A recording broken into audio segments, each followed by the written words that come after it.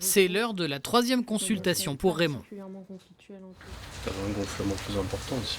Ouais, je trouve que ça a quand même pas mal dégonflé aussi. Cette cigogne de 11 ans avait du mal à poser une patte par terre. Les 2 dernières séances d'ostéopathie semblent avoir porté leurs fruits. Raymond fait d'énormes progrès. Cet oiseau, il a eu une ténosynovite, c'est-à-dire une inflammation de l'articulation à ce niveau-là.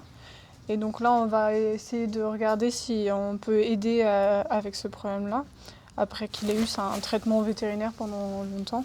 Même visuellement, je trouve que ça a l'air un peu moins gonflé qu'au début. Après 5 ans d'études, Flore passera en juin l'examen pour devenir ostéopathe pour animaux. Elle souhaite se perfectionner auprès des oiseaux et intervenir sur des blessures, mais aussi sur des malformations, comme sur celle de Crochet, un aigle des steppes. On peut améliorer son confort parce que du coup, comme il ne se place pas de la façon physiologique pour cette espèce-là, il va forcément avoir des contraintes au niveau de son corps liées à cette malformation-là.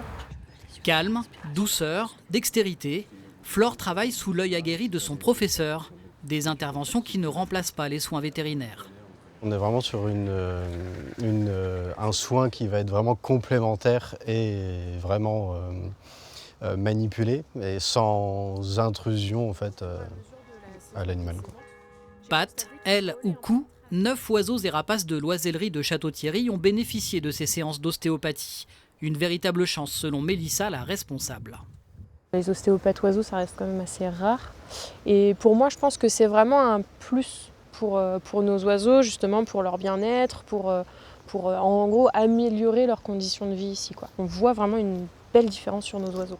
Une collaboration avec l'oisellerie qui pourrait se poursuivre une fois que Flore sera diplômée. S'ils sont peu à être spécialistes des oiseaux et des rapaces, on compte en France près de 1700 ostéopathes animaliers.